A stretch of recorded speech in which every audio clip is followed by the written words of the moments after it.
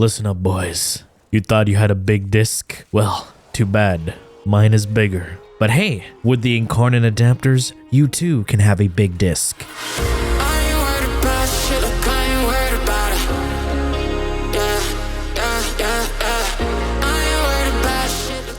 What's good, folks? It's Nightmare Frame here with a new Warframe video talking about my disc. For those who don't know, Miter is a weapon you can farm from Ceres, and it shoots out saw discs. And now this weapon that we used for utility for so long with this augment neutralizing justice, which is the best thing to instantly and permanently pop nullifier bubbles, has gotten the Incarnon adapter, where it takes its disc throwing specialty to the next level. Let's take a look at the base weapon and its stats. It has two firing modes, a quick tap fire and a charge shot. Quick tap does have less damage and a lower crit chance compared to the charge shot, which has more status chance, more crits, and slash. So amazing to proc its high slash to bleed enemies without the use of hunter munitions.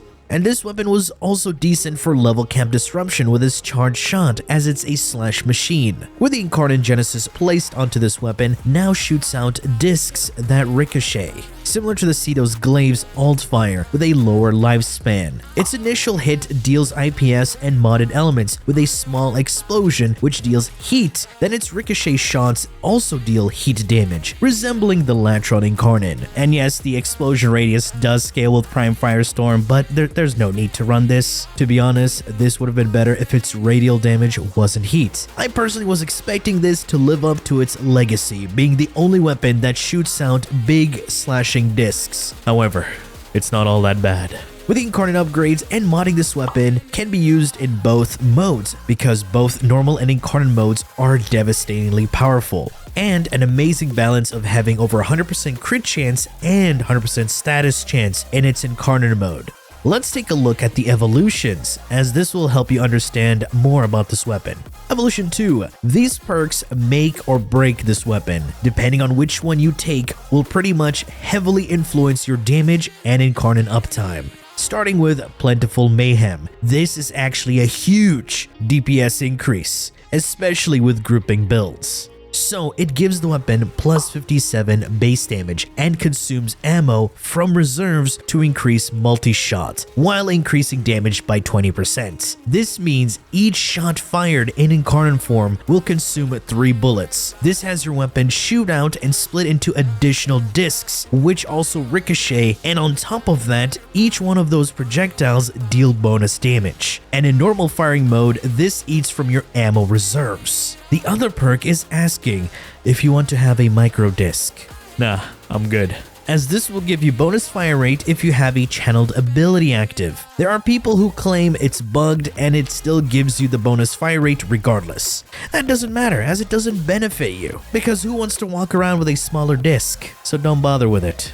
Evo 3, as usual, utilities. And all of these are pretty good. From the right, you gain bonus ammo in reserves, which is really good for the normal Miter builds. Unfortunately, this does not affect the Incarnon mode. The second one gives you 100% reload, which is god tier for going in and out of your Incarnon, because let's face it, you're consuming 3 ammo per shot with 20 bullets in the magazine. You will blow your load very fast, so reload speed affects your transformation speed. The third one, projectile flight speed. It's nice, but not needed because we will mod for that. And finally, Evo 4. You're going to take the crit chance one, because everything else is copium. Why do you say that? TrustMeBro.com.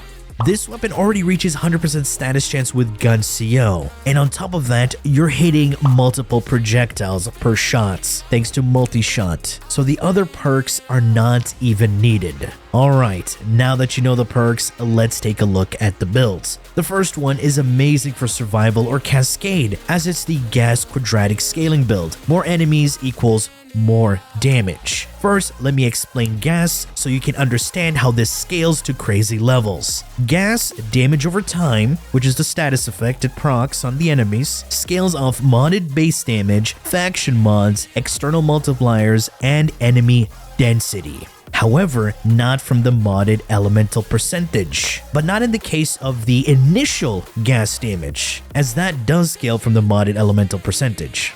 Remember, damage and their status effects are two different things. If you want to know more, please go check out my damage guides. I have one for melee and guns. Pretty much the same concept, but with additional stuff in the melee section.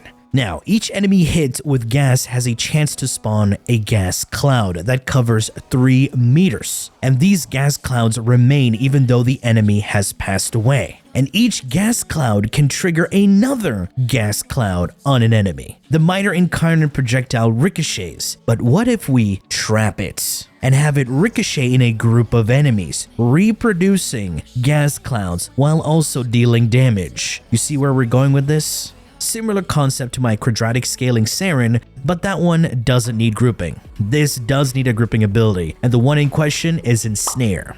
And someone might ask, hey, what about mag? It doesn't really work well with mag because it doesn't go in a circle like the Archoplasmor or the Latron, so that's unfortunate. The build is very simple. The usual crit chance and crit damage, multi-shot, faction damage mod, gun CO, prime shred, very useful to give you fire rate and the punch through for additional bounces, piercing enemies. One elemental mod to give you gas. But remember, the initial hit will damage with the modded element, then combine with the radial damage to then form a combined element again with the ricochets. So you can have toxin and gas combo. To be honest, you won't even notice the toxin because the enemies just die. And finally, bladed rounds for the additional crit damage, because we're over 100% crit chance. So why not multiply all the damage we deal when we crit? Terminal velocity for the projectile flight speed to reduce the damage fall off, increase the lifespan of the projectile, increasing its speed, and finally, shot to hit registration delay. So the combo is pretty simple. Group enemies, prime them with anything you want, Kuva, or Epitaph, whatever, and swap to your Miter and shoot into the feet. Ensnaring enemies together to then shoot into the feet creates a nice space for the projectile to travel into the clump as it bounces back and forth from the floor and in between the enemies, as the enemies in Warframe are naturally top heavy. So the projectile gets stuck in there till everything is dead. Alright, now onto a simple viral hunting munitions build. This is pretty much raw damage shooting into the crowd, very good for corners. And the build is pretty similar to the previous one, but removed bladed rounds and gun CO for the second element and hunting munitions. It's a pretty brain dead build for someone who doesn't care too much about grouping. You could angle this and shoot it into the ground and have it ricochet into enemies' faces, like the Fibber in Borderlands 2. And if someone might ask, hey, can you use this with Mesa's first ability augment to give you the red crits and bonus damage? Yes, you can. However, it's not as satisfying as the Cedo's glaive projectile, but it can be done. If you want to know how to build this Mesa, go check out the Mesa and Cedo synergy. The third build is the normal mode build using charge shots. Very powerful, and with this build, I highly suggest you take the Mercenary Chamber perk on Evolution 3 to increase your ammo reserves because you're using the primary mode of Miter, so ammo will deplete, especially with the first perk that gives you multi-shots. And the build is again very similar to the first one, however I replaced the element with a Vigilante mod, and Prime Shred with Vile Acceleration to further boost my fire rate. So with a simple touch of the trigger, puts my Miter into the charge shot state. But if you're going into those longer missions, endurance runs, I would have you use the Vigilante supplies instead of armaments. Or you can have 2 of them by replacing terminal velocity for supplies. Up to you, however you decide to go about it. Anyway, folks, this is the Miter. Now you can finally say you have a big disc in Warframe, and always be proud to flaunt it. And as you can see, I've used this weapon for quite a bit. It's one of my most used, as I tend to do a decent amount of endurance runs and Eidolon hunts. So I was quite happy it got that Incarnon juice. Anyway, that has been it from me. I do hope you enjoyed this video and learned something from it. And if you did, feel free to leave a like, share, and subscribe for more Warframe content, streams, and so much more. And do refer to the description. Thanks for watching, and as always, peace. Kiss a homie.